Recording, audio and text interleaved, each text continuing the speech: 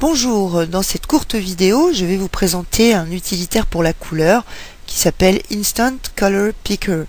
Vous allez voir, c'est un outil formidable. Si vous travaillez fréquemment avec la couleur, vous ne pourrez plus vous en passer.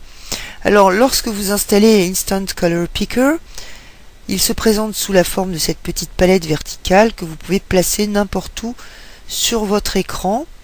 Et comme cette palette se charge au démarrage de votre ordinateur, eh bien, vous allez retrouver cette petite palette là où vous l'avez laissée au moment où vous avez éteint votre ordinateur. C'est aussi simple que ça. Alors, pour accéder aux différents outils contenus dans cet utilitaire, je vais faire un clic droit ici. Je vais vous montrer tout d'abord le Eyedropper, qui est un outil qui va me permettre de collecter des couleurs sur mon écran, que ce soit sur une image ou sur une page web, peu importe. Alors, j'ai la possibilité de travailler sur des zones plus ou moins larges. Tout dépend du confort dont j'ai besoin au niveau de la visualisation. Voilà. Et si je veux vraiment trouver quelque chose de très précis, je vais utiliser ce réglage. Je peux aussi travailler sur des zones de 3 sur 3 pixels ou de 5 pixels sur 5.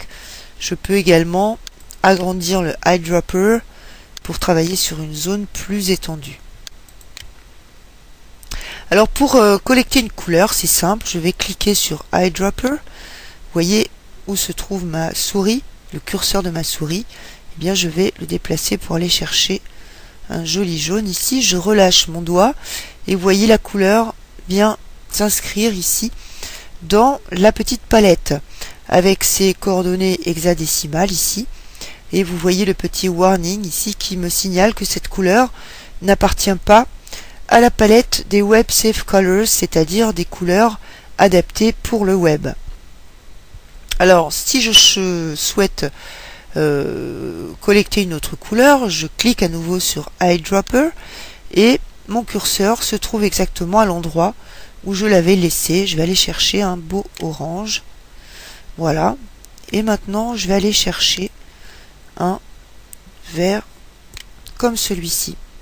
Alors, je vous indique quand même que cette palette ici peut contenir jusqu'à 20 couleurs différentes. Donc au fur et à mesure que vous allez collecter des couleurs, eh bien à partir de la 21e couleur, eh bien elles vont disparaître au fur et à mesure, mais nous avons la possibilité, je vous le montrerai un petit peu plus tard, de sauvegarder les couleurs que vous avez collectées ici et les agencements sous forme de palettes, sous forme d'images de ces palettes que vous avez engrangées ici, ce qui peut être vraiment très utile également. Alors je peux déplacer bien sûr cette petite fenêtre où je le souhaite, et si je veux la fermer, je clique ici sur Close Eyedropper. Alors le deuxième outil, c'est Quick Color Palette ici, qui m'affiche deux types de palettes de couleurs avec toujours les coordonnées hexadécimales qui me sont données ici. Ici, c'est la Web Safe Palette, donc ce sont les couleurs pour le web. J'ai toujours la possibilité de fermer cette palette, et si je clique ici, eh bien, j'ai accès à la nomenclature des couleurs avec leur nom courant et leurs coordonnées hexadécimales. Si je veux par exemple intégrer une couleur dans ma palette pour compléter un agencement ici, je vais sélectionner une des couleurs et tout simplement cliquer ici pour Add Color to Palette. La voici qui vient s'afficher ici. Alors, on retrouve ici Named Colors, donc ça correspond à cette fenêtre.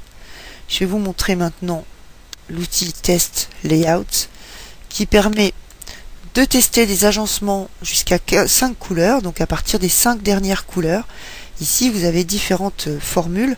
Ici, par superposition des couleurs entre elles, par 4 couleurs, 5 couleurs horizontales, 4 couleurs, 3 couleurs, 2 couleurs. Donc ça, c'est vraiment un outil superbe lorsque vous créez vos palettes. vous avez la possibilité, en cliquant ici, puis sur Save Image As, de sauvegarder l'image de cet agencement sous format PNG, BMP et GIF. Alors, un autre outil que je voudrais vous montrer maintenant, c'est si je clique sur une des couleurs ici, celle-ci par exemple, voilà la petite fenêtre ici qui me donne ses coordonnées hexadécimales, et je vais pouvoir l'éclaircir, l'assombrir, lui donner plus de saturation, moins de saturation. Je peux montrer donc les variations, c'est-à-dire le dégradé qui se trouve ici, et les informations concernant les couleurs du web. Donc vous voyez le petit warning ici qui m'indique que cette couleur n'appartient pas à la palette des Web Safe Colors. Alors, j'ai la possibilité également d'ouvrir la palette Windows qui peut être utile en bien des circonstances. Et le dernier outil que je vais vous montrer n'a pas grand chose à voir avec la couleur, mais vous allez voir que c'est un outil vraiment extrêmement utile. Lorsque vous travaillez sur le code source de vos pages, vous avez ici toutes les références HTML de base dont vous pouvez avoir besoin, donc toutes les balises de base qui sont proposées ici et que vous avez sous la main sans avoir besoin d'aller chercher des sites avec toutes les balises, etc. si vous avez un trou de mémoire ou si vous n'êtes pas un spécialiste du langage HTML. Voilà, ça c'est vraiment un outil super que je peux garder sous la main sur un coin de mon écran.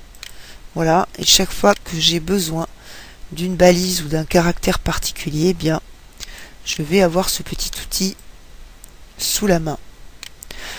Voilà, j'espère que cette courte vidéo vous aura permis de comprendre les fonctionnalités de base de Instant Color Picker.